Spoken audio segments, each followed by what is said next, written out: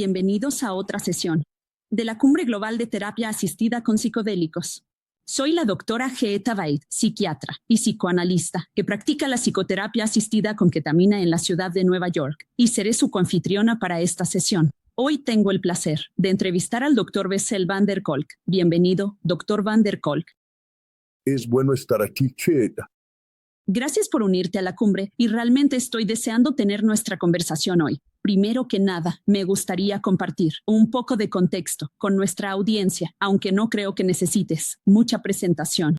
El doctor van der Kolk realizó los primeros estudios sobre los efectos de los ISRS en el T. Fue miembro del primer equipo de imágenes que investigó cómo el trauma cambia los procesos cerebrales e hizo la primera investigación que vincula el PPT y la autolesión deliberada con el trauma y el abandono. Gran parte de su investigación se ha centrado en el trauma y cómo tiene un impacto diferente en distintas etapas del desarrollo y cómo las interrupciones en los sistemas de cuidado tienen efectos perjudiciales adicionales que deben ser abordados. Ofrece numerosos entrenamientos a nivel nacional e internacional a los profesionales de la salud mental, educadores, grupos de padres, responsables de políticas y personal de las fuerzas del orden.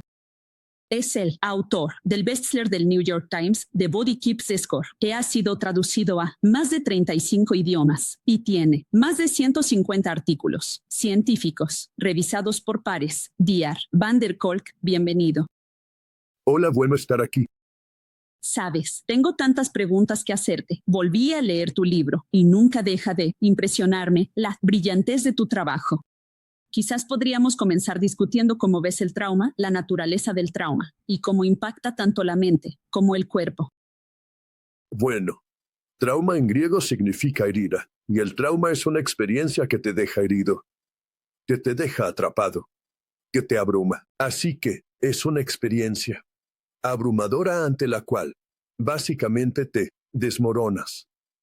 Y la gran pregunta es, ¿cuántos años tienes? ¿Quién está ahí contigo? Contexto, etc. Así que muchas cosas pueden influir en si una mala experiencia se convierte en un trauma o no. Y un trauma hace que una persona se quede atrapada en ese momento y sienta que aún no ha terminado. Y la forma en que lo enfatizas es tan brillante, porque realmente hablas de ello como una acumulación que se queda contigo. No es algo de lo que puedas recuperarte por ti mismo, ¿verdad? Sí, creo que toda esta noción de la desconsolidación de la memoria, de la que la gente a menudo habla en diferentes tipos de trauma, para la mayoría de las personas no es un gran problema. Para la mayoría de las personas el trauma es un conjunto continuo de experiencias, generalmente, dentro de tu sistema de cuidado, donde simplemente te quedas congelado, abrumado, y eso cambia tu mente, cambia quién eres, cambia cómo ves el mundo, cambia tu propia fisiología, la actividad ante las cosas. Así que no se trata solo de un recuerdo. Ese evento en realidad ya pasó, pero algo en ti te hace revivir ese evento todo el tiempo, básicamente dentro de ti. Estoy muy contento de que menciones esto, porque realmente me impactó esta idea de la memoria de la que hablas. Porque recuerdo haber leído sobre cómo realmente hablabas de cómo la memoria en sí misma es increíblemente poco confiable. Y que pensamos en la memoria como algo confiable. Y como el trauma distorsiona eso aún más. ¿Podrías elaborar sobre toda esta idea de la memoria y la consolidación de la memoria? Bueno, todo el asunto, por supuesto, es que, ya sabes, la investigación sobre la memoria es absolutamente correcta, que los recuerdos son muy falibles y flexibles, y la memoria es una historia que le cuentas a la gente sobre algo que ha sucedido, y las historias se ajustan a las circunstancias en las que te encuentras, y a las experiencias de vida posteriores. Así que, la memoria es extremadamente falible. El problema con el trauma es que el trauma no se desvanece, la memoria no se va como, oh, sí, era un niño pequeño, bla, bla, bla. Es solo que sigues reviviéndolo, tal como fue, así que estaba en Holanda. El Dr. Werner Koch es un hombre peligroso que cree que los recuerdos traumáticos no cambian. Bueno, si no estudias los recuerdos traumáticos, no sabes que los recuerdos traumáticos no cambian. Todo el problema es que se supone que los recuerdos deben cambiar. Se supone que deben decir, está bien, se acabó. Ha pasado mucho tiempo, pero cuando te traumatizas, sigues experimentando las mismas emociones, las mismas reacciones, las mismas imágenes que siempre has tenido. De hecho, la tarea de la terapia es convertirlo en un recuerdo y no revivirlo. Es la naturaleza del trauma y si no entiendes eso, no entiendes nada sobre el trauma. Pero estás diciendo que necesitas convertir el trauma en un recuerdo para que realmente pueda volverse poco fiable y jugar con él y distorsionarlo, experimentándolo. Un buen ejemplo, del que escribo en mi libro. Es un gran estudio, el estudio donde George Valiant y sus colegas dieron seguimiento a Vulgar. Cientos de estudiantes de primer año de Harvard desde 1930 hasta 1942 fueron a la guerra, fueron puestos a prueba en Missouri y todo. En 1945 hicieron pruebas de nuevo. Debe haber sido la Segunda Guerra Mundial. A finales, años 1980, inicios, 1990 volvieron a examinar cómo se recuerdan los recuerdos de la guerra. Las personas que tuvieron PTSD contaron la misma historia en 1991 que contaron en 1945. Quien no se traumatizó contó una historia completamente diferente. La mente normal distorsiona. Y, lamentablemente, la mente traumatizada no lo hace. Y lo otro que es tan radical, creo, en tu bestseller, es que hablas sobre cómo los recuerdos se almacenan en el cuerpo. Y no solo que el trauma se mantiene en el cuerpo, sino que además de ser reproducido una y otra vez, hay una traición de la mente. También, lo cual es casi como un doble golpe. Bueno, no digo que el cuerpo no lo recuerde. Eso no sería científicamente correcto. Se experimenta a través de las sensaciones en tu cuerpo. Nada de esto es original conmigo. Este resulta ser Darwin, quien dice que las experiencias horribles se expresan en sensaciones desgarradoras y que parten el corazón. Y cada idioma en el mundo tiene una palabra para el desgarrador dolor de entrañas porque así es como los seres humanos reaccionan ante situaciones realmente horribles. Lo sientes en tu cuerpo. Y cuando te traumatizas, esos sentimientos siguen surgiendo y repitiéndose una y otra vez, aunque el evento haya terminado hace mucho tiempo. Darwin habló sobre eso. Sí, Darwin comenzó con eso, sí. Eso es notable. En realidad, es mi blog, sí. Y, ¿sabes qué opinas de este asunto de contar historias? Y cómo la memoria, casi, ignora ese conocimiento que está en el cuerpo. Y cuenta una historia diferente. ¿Cuáles son tus pensamientos sobre eso? Bueno, contar historias es. Ese es nuestro cerebro social, eso es. Lo que nos diferencia de los animales. Damos significado a las cosas. Contamos historias. La mayoría de las historias que contamos son. Será inexacto. Por ejemplo, estoy seguro de que cada tribu en el mundo desde el principio tenía la explicación de por qué el sol sale por el este y se pone por el oeste. Siempre estaban equivocados, hasta probablemente muy recientemente, y aún podríamos estar equivocados, nunca lo sabemos. Pero mientras tú y yo tengamos la misma historia, podemos estar de acuerdo en algo y luego podemos seguir adelante y hacer otras cosas. Así que contar historias es muy importante como función social. Pero el trauma no se registra como historias. El trauma se registra en reacciones fisiológicas, donde la parte mucho más primitiva del cerebro capta que estoy en peligro, voy a morir. No lo piensas, lo experimentas. Animamos a las personas, si quieren saber sobre el trauma, a pasar tiempo con niños de 1 y 2 años, que aún no tienen lenguaje, y que tienen catástrofes y experiencias intensas, y no pueden hablar de ello, pero lo expresan. ¿Y qué haces con un niño de 2 años? Molesto. Los levantas, los meces, los sostienes en tu brazo, los arrullas. Y así calmas ese cuerpo. Y la noción de que calmas el cuerpo no es exactamente una parte central del pensamiento occidental, del pensamiento psicológico occidental. Pero luego pasó tiempo en Sudáfrica con el obispo Tutu y he estado en China varias veces. Y ves que hay sociedades completamente diferentes que manejan experiencias extremas de maneras muy distintas. Y así, la primera vez que fui a China, vi a 10,000 personas en cada parque. haciendo estos movimientos extraños con los brazos. Y estoy miserable, pero China es un lugar difícil en ese momento. Y entro al parque y hago los mismos movimientos, y ellos dicen, oh, la gente hace estos movimientos porque te hace sentir mucho mejor cuando todo sobre ti es. Así que estas son cosas que he visto en África, Asia, India, China. Pero eso es algo que se ha desvanecido de la cultura del noroeste, de Europa, que es básicamente la cultura en la que seguimos viviendo. Y así, para nosotros, mover el cuerpo, cantar y moverse es algo inusual, pero en todos los demás lugares, las personas lidian con el trauma y las cosas perturbadoras, moviéndose y haciendo cosas colectivamente. Pero realmente estás desmantelando la noción de que los seres humanos somos seres racionales, que tenemos alguna fiabilidad en nuestros recuerdos y en nuestras formas de organizar la información. Parece que realmente estás abriendo una imagen muy diferente de cómo estamos formados. Y luego, por supuesto, cómo se retiene el trauma. Y es tan interesante porque realmente va en contra de lo que nosotros, como psiquiatras y psicólogos, hacemos a las personas o confiamos cuando les preguntamos. Habla por ti mismo, como, ¿quién cree que las personas son racionales? Creo que esa noción se fue por la ventana al menos en 2016, cuando la sociedad se volvió loca. No, las personas obviamente no son seres humanos, muy racionales y se dejan llevar por las emociones. Somos criaturas emocionales, somos criaturas simbólicas y, si eres ucraniano, ahora mismo estás luchando por tu país como rusos. Pero como un forastero. No puedo distinguir a un ruso de un ucraniano, así que estas cosas simbólicas de repente se convierten en cuestiones de vida o muerte. Así somos racionales. Absolutamente no. Estamos destruyendo el planeta. Probablemente no podremos detenerlo, porque no somos racionales.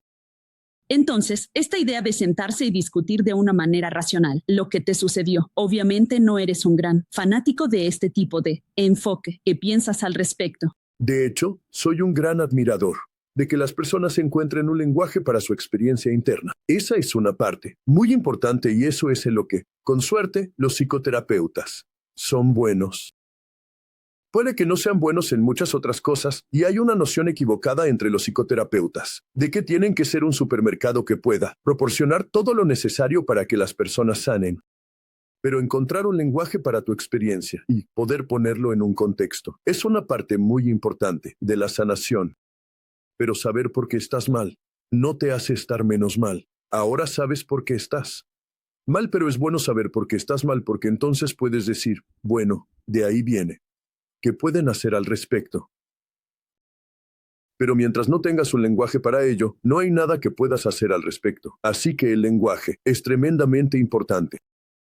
Y eres una de las pocas personas con las que he hablado que realmente valora tan profundamente la experiencia subjetiva interna y el mundo interior, y tiene un verdadero interés en eso. Quiero decir, creo que es a lo que te refieres ahora. ¿Podrías contarnos más sobre tus pensamientos acerca de? Tampoco creo que eso sea inusual. Las únicas personas que parecen haber perdido de vista eso son las personas con un MDA, porque básicamente somos criaturas muy entrelazadas, vivimos en grupos, no existimos como individuos, creemos que lo hacemos en nuestra cultura. La cultura, en los Estados Unidos particularmente, piensa que somos individuos y que nos endurecemos por nosotros mismos, pero en realidad todos estamos entrelazados e interdependientes unos de otros, y gastamos casi toda nuestra energía en estar juntos con otras personas. Y lo que la psiquiatría, patéticamente, ha perdido es la noción de que las personas vuelven locas a las personas. Piensan que Jesús vuelve locas a las personas. Los genes pueden tener un poco que ver con eso, pero ya sabes, toda la investigación, miles de millones de dólares de investigación se han realizado. Realmente no ha surgido un gen para la esquizofrenia o la enfermedad bipolar o incluso las enfermedades mentales más flagrantes. Y todavía estamos inmersos en una red social donde nuestras interacciones con otras personas moldean nuestro cerebro, moldean quiénes somos, y somos criaturas profundamente interpersonales. Y la solución, por supuesto, para superar el trauma también está en restablecer un sentido de conexión y seguridad con otros seres humanos, lo cual puede ser extremadamente desafiante cuando has sido traumatizado o cuando vives en una sociedad que, realmente, tiene nociones diferentes sobre la verdad, el amor y la justicia que tú. Has sido un innovador en la comprensión del trauma, así como en el tratamiento del trauma. Me encantaría escuchar sobre las modalidades que has encontrado más útiles, junto con tus pensamientos sobre los psicodélicos y cómo encajan en el manejo del trauma. No me considero un innovador, soy médico. Y mi trabajo como médico es hacer todo lo que pueda para que mis pacientes mejoren. Hay una tendencia en el campo de la salud mental para que las personas se conviertan en fanáticos religiosos. La gente dice, soy un psicoanalista freudiano. Yo digo, ¿y qué? Freud es solo otro tipo que vivió en Viena hace bastante tiempo, con algunas nociones interesantes y muchas nociones equivocadas. Pero la gente dice, soy eso. Soy un terapeuta de EMDR. No, ¿quién es tu terapeuta? Quiero decir, no, tú. Maul. Entonces, EMDR es una técnica para ayudar a tu paciente a mejorar. Y así, esta actitud religiosa entre los profesionales de la salud mental realmente. ¿De qué demonios se trata eso? Así que realmente buscas lo que es más útil. Eso significa que necesitas saber muchas cosas diferentes. En los años 70 y 80 estábamos muy emocionados con las nuevas drogas y pensábamos que las drogas iban a ser la respuesta a las enfermedades mentales. Y la gente estaba enormemente emocionada, por una buena razón, porque había una cantidad considerable de promesas. Y así que siempre traté de investigar en lo que parece interesante saber para quién funciona, para quién no funciona. E hicimos algunas investigaciones sobre los ISRS y no eran malos, tampoco eran particularmente geniales, y así ayudaron a la gente un poco. Y luego hacemos estos escaneos cerebrales, y descubrimos algunas cosas. Y luego llega EMDR. Qué manera tan loca de tratar a las personas, moviendo los dedos frente a los ojos de la gente. Pero mis pacientes regresan de otras personas diciendo, vaya, esto realmente cambió mi vida, y entonces dije, estudiémoslo. Y resulta que mover los dedos frente a los ojos de las personas es increíblemente útil para ciertas formas de trauma y más útil para otras formas de trauma. Así que sigues adelante. Y luego estudiamos yoga y estudiamos teatro y estudiamos neurofeedback, como puedes reconfigurar tu propio cerebro, y luego llegaron los psicodélicos. Y Mick Doblin y Michael Mitoffer vinieron a hablar conmigo hace 15, 20 años porque yo ya tenía trauma de repetición. Les dije, ¿qué piensan, Bessel, sobre los psicodélicos para el trauma? Y creo que es una idea fantástica, porque cuando te traumatizas, tu mente se constriñe y no puede imaginar otras formas de estar en el mundo. Destruye tu imaginación, a menudo, y te quedas atrapado en esa forma tan estrecha de ser. Siendo un niño en los años 60, tuve mis propias experiencias con psicodélicos en la universidad, no demasiado, de vez en cuando, aquí y allá. Y así tengo muchos de mis amigos, algunos de los cuales son científicos, muy creativos. Y entonces les pregunté a mis amigos en un momento, ¿tomaron psicodélicos en la universidad? Y todos dijeron sí. Y les pregunté, ¿qué impacto creen que ha tenido en sus vidas? Y cada uno de mis amigos, y yo diría lo mismo, diría, oh, probablemente por eso me convertí en un buen científico, porque con LSD me di cuenta de que la realidad en la que vivimos es solo una pequeña fracción de la realidad que existe allá afuera. Un poco como cuando tomas LSD u otras sustancias, te vuelves como el telescopio Webb. De repente, ves que el universo es mucho más grande de lo que tu pequeña mente puede abarcar. Y ciertamente, puede ver cómo abrir la mente a nuevos universos podría ser extremadamente útil para sacar a las personas de sus hábitos, porque gran parte de las enfermedades mentales, o como lo llame, se trata de hábitos. Hábitos de ser obsesivo, hábitos de tener miedo a ciertas cosas, hábitos de expectativas, y así necesitas abrir la mente. Pero también le dije a Ricky, Michael, en 1994, Lester Greenspan, quien está al lado en mi oficina, me animó a organizar un simposio en la Asociación Psiquiátrica Americana, llamando a todos los investigadores de LSD para revisar lo que había sucedido. Y le dije a Doblin y Mitoffer que fue una de las cosas más deprimentes que he tenido en mi vida. porque todos estos investigadores estaban sentados allí luciendo deprimidos y miserables y él dijo, ¿sabes? Esta es una investigación increíble. Fue criminalizada. Desperdicié mi vida. Fui marginado de mi institución y le dije a Michael y Reed, no lo hagan, hombre. Te va a matar. Va a arruinar tu vida. Los poderes contra los psicodélicos son demasiado grandes para hacerlo. Y ellos dijeron, bueno, muchas gracias por mi opinión. Y luego siguieron adelante. Ambos son chicos muy, muy agradables. Y cuando los conoces, nunca podrías imaginar que podrían hacerle daño a una mosca. Pero lucharon. Lucharon. Fueron a la corte, tuvieron abogados, lucharon contra el gobierno y dijeron queremos estudiar estas drogas. Y su persistencia, y por eso los honro tanto, realmente, abrió la posibilidad de que ahora hagamos el trabajo que hicimos. Y así. Es increíble que continuaran con eso. Y luego, me pidieron ser el PI, el investigador principal de la parte de Boston, del estudio. Estaba inmensamente agradecido porque, por supuesto, es genial para mí ser un investigador que realmente observa cómo funciona, para quien funciona, para quien no funciona y mirar los detalles de la experiencia, en lugar de estar solo enfocado en mejorar a las personas y recordar tus éxitos, pero olvidar tus fracasos. Lo cual es lo que la mayoría de la gente hace. Como investigador, miras que funciona, para quién funciona y para quién no funciona. Y eso es lo que les encanta hacer. Así que tuve mucha suerte de que me pidieran hacer eso. ¿Podrías explicar al público que quizás no esté familiarizado con Congo? Es la psicoterapia con MDMA para el té. Bueno, esa es una buena pregunta y algo de lo que realmente necesitamos hablar con mucho cuidado, porque lo que McDonald's, el equipo de Michael Mitoffer, hicieron es que crearon un protocolo muy cuidadoso, en parte inspirado por la FDA, pero también en parte por los medios que comprenden las complejidades de los psicodélicos. Y así, te reúnes con personas, 3 veces durante 1 hora y media, un equipo de 2 personas, y hablas sobre tu vida, hablas sobre tus intenciones y hablas sobre lo que se interpone en el camino de por qué querrías estar en este estudio de investigación tan complejo donde tienes un 50% de probabilidad de no recibir meditación activa. Es un gran sacrificio por parte de los participantes.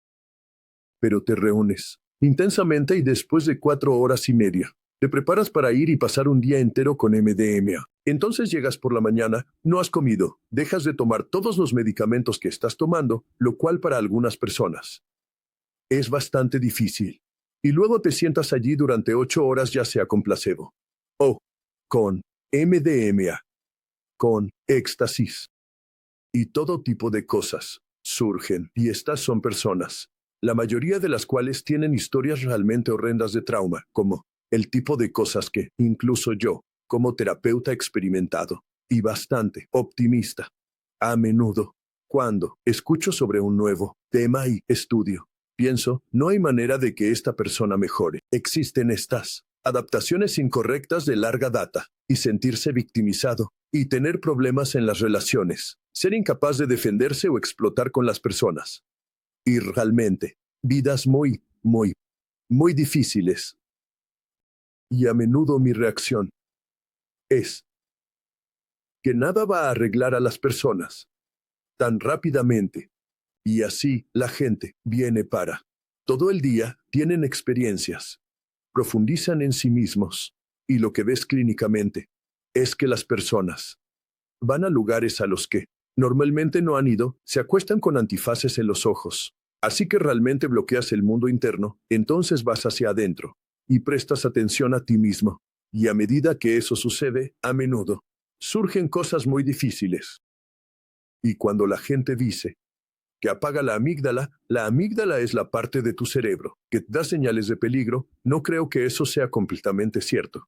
Tampoco porque todavía experimentas el peligro y el miedo y el dolor de lo que sucedió. Vuelve a la mente. En ese entonces, pero de alguna manera, tanto la medicina como el entorno hacen posible que toleres ir a estos lugares muy oscuros. Creo que, en mi opinión, el gran secreto de los psicodélicos es que no quitarán tu dolor y no oscurecerán la realidad de lo que te está pasando. Pero hay algo en ellos que hace posible que sientas estos sentimientos y experimentes los recuerdos, experimentes las imágenes, las sensaciones corporales. Y adiós, esto es lo que realmente me pasó. Y luego deja que tu mente automáticamente genere nuevas perspectivas y cosas nuevas. No vienen de afuera, vienen de adentro. Así que, una parte muy profunda de toda la experiencia psicodélica es la activación del sanador interior.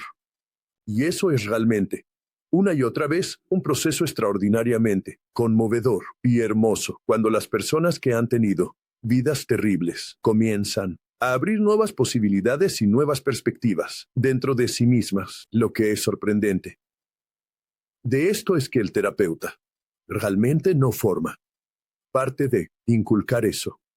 Realmente lo que haces como terapeuta es crear un entorno donde las personas puedan descubrir cosas, pero como terapeuta no pones nada ahí excepto tal vez un poco de sensación de seguridad al tocar, en el momento adecuado, en los lugares correctos, y tal vez por el sonido de tu voz, porque las personas, por supuesto, son increíblemente sensibles al sonido de voces enojadas o amables, y así cuando vas a un lugar oscuro y escuchas una voz amable, no lo que dices, sino como lo dices, se vuelve importante. Y si sientes que estás siendo acompañado, entonces eso te hace sentir seguro para explorar nuevas posibilidades dentro de ti mismo. Así que es un proceso muy interno. Una de las muchas razones por las que esto es tan emocionante es que nuestra cultura, por supuesto, no es una cultura muy introspectiva. No es una cultura donde la gente entre o donde la gente tenga una larga historia de adentrarse en la naturaleza y meditar sobre sus vidas. Y los psicodélicos realmente abren lo que los seres humanos han hecho desde tiempos inmemoriales. Es un viaje hacia el interior, para explorar los recovecos profundos de las criaturas que somos, con el fin de adquirir nuevas verdades sobre nosotros mismos. Me encanta la forma en que lo describes porque también capturas este proceso realmente tierno y una especie de suavidad de la experiencia. Y creo que la maestría artística de ello en la forma en que lo estás describiendo. Sí, y eso es realmente lo que es. Y, por supuesto, una de las grandes preocupaciones, no estoy seguro si sucede tanto como a mí, pero seguro que sí, porque tuve algunas malas experiencias. Es que, cuando todo se comercializa, como ya está comenzando a suceder con la ketamina, entonces, la gente está principalmente interesada en cómo hacer la mayor cantidad de dinero posible y establecen centros de infusión donde las personas entran y se sientan en pequeños cubículos, nadie te presta atención y no hay un ambiente adecuado. La gente obtiene sus pequeñas cosas como un dispositivo mecánico y se van de nuevo y nosotros decimos, no, eso no es lo que deberíamos hacer. No te vueles la cabeza en un pequeño cubículo por ti mismo. No te vueles la cabeza en una habitación por ti mismo después de que alguien te envíe sustancias muy poderosas por correo. Estas son sustancias peligrosas. Ellas realmente te dejan alucinado de una manera y realmente no estás completamente a cargo de ti mismo cuando estas drogas llegan y alguien necesita estar ahí para cuidarte. Es un poco como no dejar que un niño de 1 año juegue en el balcón sin Maul, ya sabes, sin supervisión. ¿Realmente te preocupa eso? Oh, muy preocupado por eso. Creo que estamos viviendo en un periodo de luna de miel y creo que veremos muchas cosas malas venir hacia nosotros. ¿Podrías compartir con nosotros algunos de los hallazgos que has tenido? Creo que tu grupo en particular ha hecho mucho trabajo con el MDM que han descubierto. Entré al estudio después de que ya había comenzado y aporté la perspectiva que todavía en mi mente, extrañamente, es una perspectiva minoritaria en el campo. Y esa perspectiva es que comenzamos estudiando el trauma en base a soldados que van a la guerra y víctimas adultas de violación. Y luego, realmente comenzamos a observar quiénes son nuestras poblaciones clínicas. Y son personas que, en su mayoría, fueron traumatizadas dentro del contexto de sus sistemas de cuidado, desde temprano en la vida. Y luego se ha realizado mucha investigación, no principalmente por mí, sino por personas como Marty Teicher, Carmen Ruiz-Ruth, Mieters Bibi, Calvin Tervarsen, investigadores del apego, que realmente mostraron el impacto devastador de los apegos inseguros y crecer teniendo miedo de tus propios cuidadores. Y eso es lo que llamamos el desarrollo del trauma. Hicimos las pruebas de campo más elaboradas para el DSM-5 de 40,000 niños para mostrar la realidad de las adaptaciones psicológicas a esa constelación de problemas, y lo rechazaron. Así que, eso significa que la mayoría de los pacientes psiquiátricos todavía recibo diagnósticos sin sentido, porque la mayoría de mis pacientes sufren del desarrollo del trauma, es decir, una verdadera disrupción de mi sistema de apego. Pero debido a que tenemos este diagnóstico de trauma, seguimos enfocándonos en lo que te sucedió. Cuéntame sobre ese recuerdo, pero el problema no es de recuerdos. La pregunta es, ¿quién te habló? ¿Quién estuvo ahí para ti? ¿Quién te prestó atención? ¿Quién te hace sentir seguro? Y hay toda otra dimensión.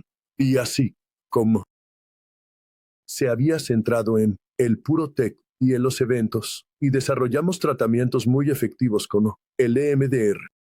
Pero cuando se trata de ser criado por una persona que entra y sale de la cárcel, que entra y sale de programas de rehabilitación, que tiene una historia de trauma tremenda y se vuelve violenta, enojada, molesta y retraída, realmente no sabemos cómo tratarlo. Y creo que cualquiera que diga o sabemos cómo tratarlo realmente no debería ser de confianza. Creo que este es un comienzo extremadamente complejo de nuestras experiencias de vida, que no sabemos en este momento cómo sanar y cuidar de manera confiable. Y con ese entendimiento, que se basa en datos muy sólidos, entré al estudio y dije que necesitamos tener algunas medidas para la autoexperiencia. Y también dije que necesitamos tener algunas medidas de los sistemas de cuidado que no incluimos al final, lo cual es una lástima. Pero resultó que, y le dije a Maps, ya, sabes, realmente no deberíamos incluir en el estudio a personas que nunca se han sentido seguras con nadie, que no sufren de trastorno de estrés postraumático, sino que sufren de un trastorno de estrés traumático de por vida y no tienen, donde no hay, una huella de seguridad. Y fui anulado. Y a veces es maravilloso ser científico, porque resultó que la gran mayoría de nuestros sujetos eran personas que no tenían trastorno de estrés postraumático, que siempre habían sido traumatizadas desde el principio. Y 3/4 partes de ellos mejoraron mucho, mucho. Vaya. Eso nunca ha pasado antes. ¿Eso es realmente la charla sobre el PTSD diciendo que es único para el PTSD? No. Hay muchas cosas con las que puedes tratar el PTSD, pero el trauma del desarrollo, esta identidad de que no soy querido, soy defectuoso, hay algo fundamentalmente mal en mí, no pertenezco a este mundo, nadie lo hará. Y no me sentiré seguro de ninguna manera. Esa dimensión se vio dramáticamente afectada. Bueno, eso es absolutamente radical, como piensas o teorizas, que eso puede ser realmente accedido y sanado en un sentido psicodélico. Mira, en mi opinión, algo sucedió, y yo también fui parte de eso en psiquiatría. Es que la psiquiatría llevó a creer que los medios tecnológicos que tenían a su disposición pueden explicar fenómenos psicológicos muy complejos. Y la CBB, esa noción era en realidad mi antiguo hospital de formación en Mansfield Wells y dijeron, oh, la norepinefrina es la causa de esto, y la serotonina es la causa de aquello. Resultó que todo eso estaba mal.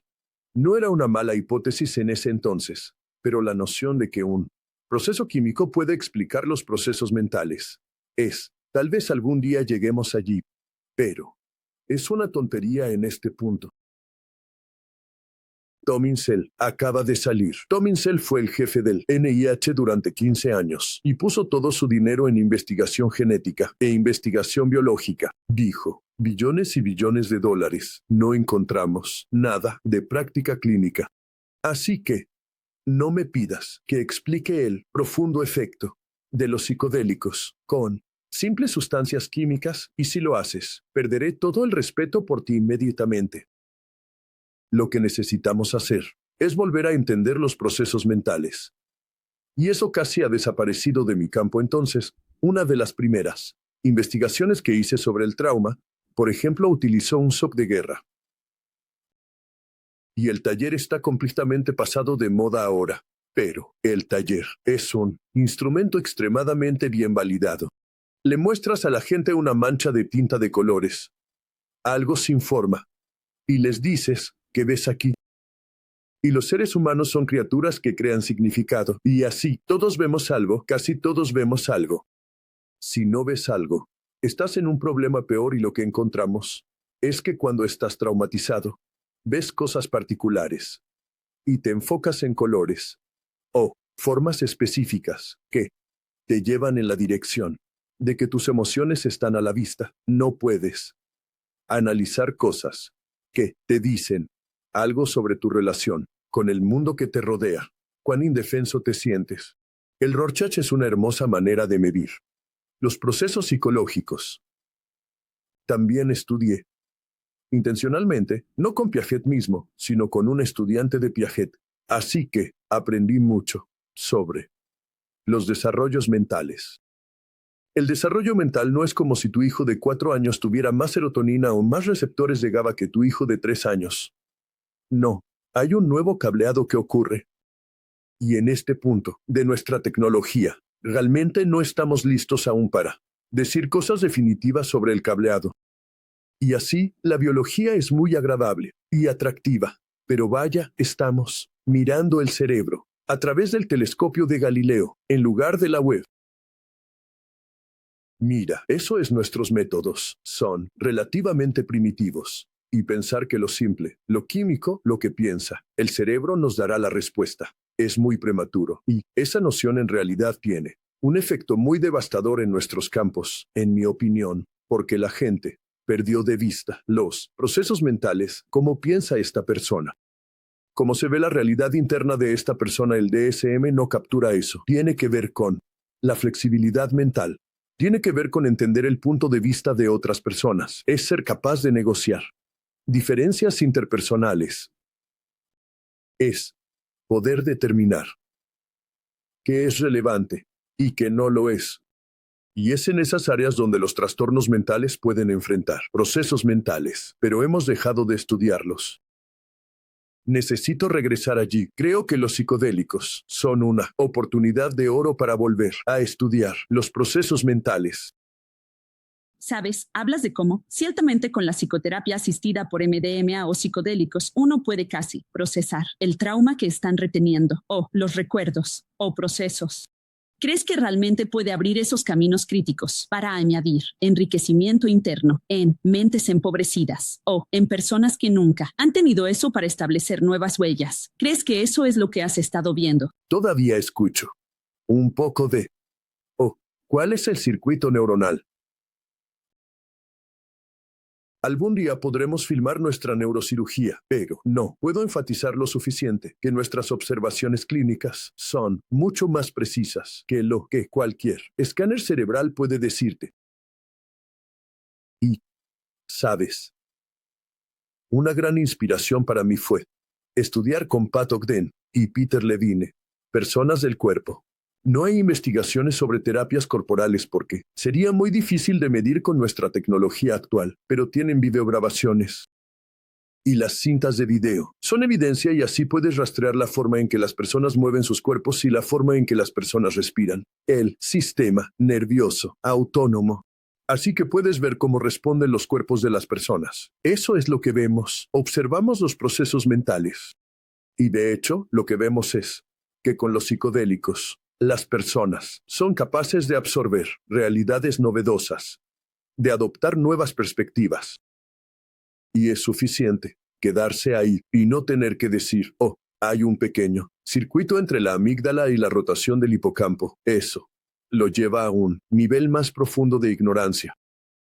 Me gusta cómo te enfocas en las imágenes, casi como las fotografías o las grabaciones, porque cuando hice el estudio del mapa, las imágenes de los sujetos antes y después estaban más allá de todas las medidas, simplemente parecían seres humanos. Fue tan dramático. Sí, y estoy seguro de que si hiciéramos talleres, descubriríamos que las personas perciben el mundo de manera diferente. Y sus perspectivas cambian. Y ves. Siento que la cultura en la que vives, particularmente en Nueva York tal vez, es una cultura que tu mente racional determina estas cosas.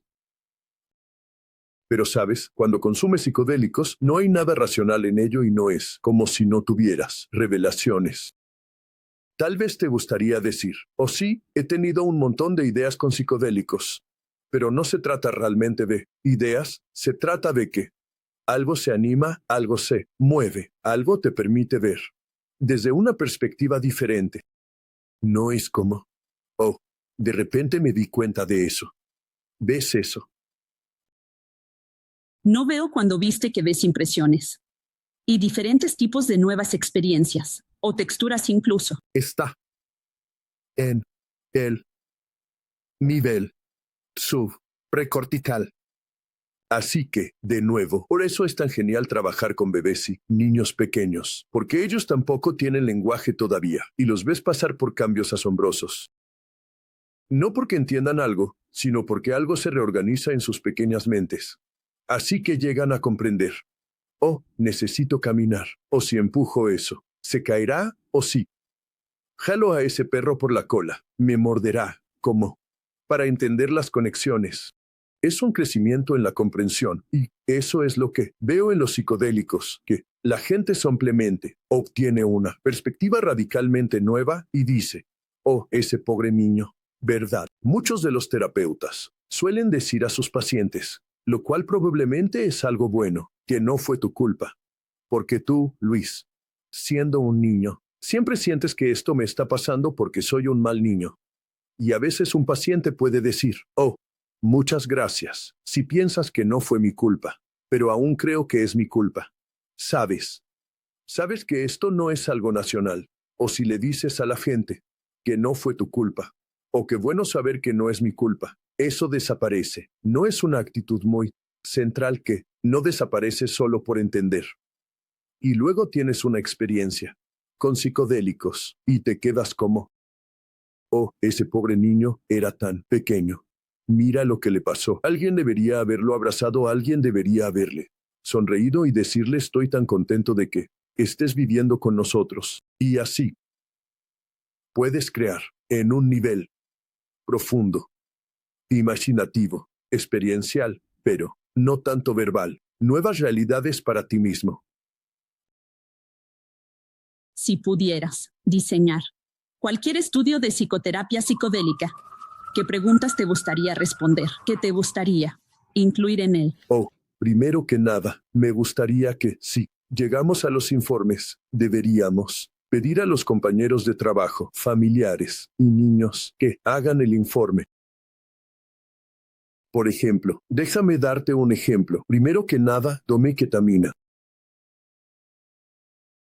a una dosis alta, en un entorno muy agradable, con personas muy agradables y fui lanzado al universo exterior. Y me sentí como era, en 2001, la Odisea del espacio, lanzándome por el universo, viendo colores, viendo formas, sin sentir mi cuerpo, sin sentir mi mente. Y solo tengo esta experiencia pero perdí la cabeza. Y me gusta mi cabeza, así que extrañé mi cabeza como un pájaro volando. Y luego, no sentí mi cuerpo, y en realidad me gustaba mi cuerpo. Es un poco rígido y todo, pero aún así me gusta, y extrañaba tener mi cuerpo. Y entonces bajé y dije, bueno, esto es lo que estoy diciendo, no, significa mucho para mí. Y mi esposa dice que me he convertido en una persona mucho más tolerante, amable y amorosa. No tengo idea, no podría Decirte eso, ella dice que lo hice. Te tomaré la palabra y así, somos muy malos jueces de nosotros mismos.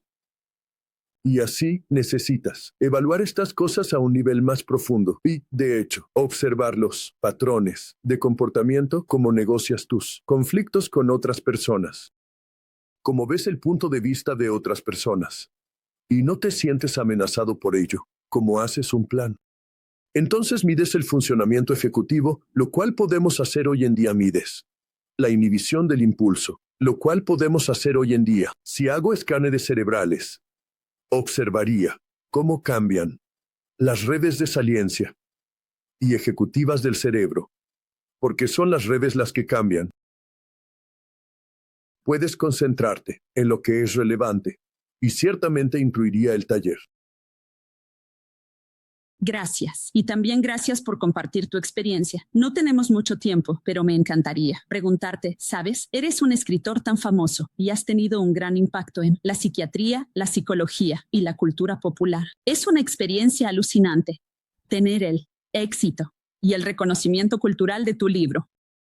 ¿Cómo ha sido eso para ti? ¿Alguna vez podrías haber imaginado una experiencia así? Para mí, eso parece la experiencia más alucinante y reveladora. ¿Qué ha significado eso para ti? ¿Cómo es eso? Si acaso, me ha hecho más modesto. Espero que la gente no se ría demasiado fuerte cuando digo eso. Es un buen libro, pero leo muchos otros libros que creo que están mejor escritos. Cuando vendí mi primer 1.000.000 de copias, le pregunté a mi editor, ¿eso significa que ahora estoy listo para el Premio Nobel de Literatura? Y mi editor dijo, sí, tan probable como que Donald Trump reciba el Premio Nobel de la Paz. Lo cual creo que es muy cierto. De hecho, estoy encantado con eso. Y, en realidad, tampoco sé cuánto impacto tiene. Creo que ha apoyado a muchas personas. Creo que ha guiado a muchas personas. Y por eso estoy muy agradecido. Pero no lo tomo tan personalmente. Sigo siendo quien soy. Sigo siendo la misma criatura imperfecta que siempre fui. Y si acaso, ahora soy más consciente que nunca de cuánto están luchando las personas y lo difícil que es realmente obtener un buen tratamiento y recibir el cuidado que necesitas. Y así, por supuesto, es muy agradable, especialmente a mi edad, cuando la relevancia se convierte en un tema muy importante, que en este momento, el mundo todavía me considere una persona relevante, lo cual es algo bonito. Bueno, tengo que decir que, al escucharte hoy, muchas de las piezas en las que realmente te enfocas, imaginación, creatividad, flexibilidad, siento que tu libro funciona de esa manera para el lector. De hecho, funciona mucho como un psicodélico, y creo que en todos estos diferentes niveles, así que es bastante notable escucharte ir de un lado a otro. Está muy basado en cuando era estudiante de medicina en la universidad, leí un libro llamado I Never Promised You a Rose Garden, de Frieda von Reichen. Y simplemente pensé que era un libro hermoso. Y pensé que quería convertirme en psiquiatra y hacer lo que ella hace. Y desde entonces he estado en el comité de admisiones de las 3 escuelas de medicina en Boston. Y siempre les pregunto a los estudiantes, ¿qué libros han leído que realmente los han inspirado? Y en los últimos 15 años, ni un solo estudiante de medicina tuvo ese libro que me inspiró a entrar en psiquiatría. Y lo que espero hacer en este libro es que si un estudiante universitario lo toma y dice, caray, esto es lo más interesante que puedes hacer con tu vida. Mira, todas estas complejidades, voy a hacer esto para ganarme la vida. Y creo que en realidad ha tenido algo de ese efecto. Absolutamente. Y estás trabajando en otro libro. Hemos estado trabajando en otro libro durante mucho tiempo y de alguna manera sigue prolongándose. Se llama Come to Your Senses y trata mucho sobre cómo acceder a las sensaciones de tu cuerpo, tu conciencia corporal. No creo que vaya a ser el gran bestseller internacional que fue el último libro, pero debería hacer una pequeña contribución. Y la última pregunta, ¿cómo puede la audiencia aprender más sobre tu trabajo? Bueno, tenemos una organización bastante grande, llamada la Fundación de Investigación de Trauma. Así que si vas a la web www.traumaresearchfoundation.org, puedes ver todo lo que hacemos. Publicamos muchas conferencias y talleres sobre cómo regular a las personas, cómo regularte a ti mismo, cómo hacer teatro, cómo hacer neurofeedback. Básicamente, somos una organización que intenta resaltar tratamientos efectivos, apoyar la investigación en cosas que de otro modo no recibirían financiamiento, y realmente mostrar a las personas todas las diferentes cosas que se están haciendo, que podrían ser útiles para el bienestar mental. Bessel, ha sido un placer conversar contigo. Eres absolutamente encantador. Gracias por acompañarnos. Gracias, Geeta. Nos vemos pronto. Adiós.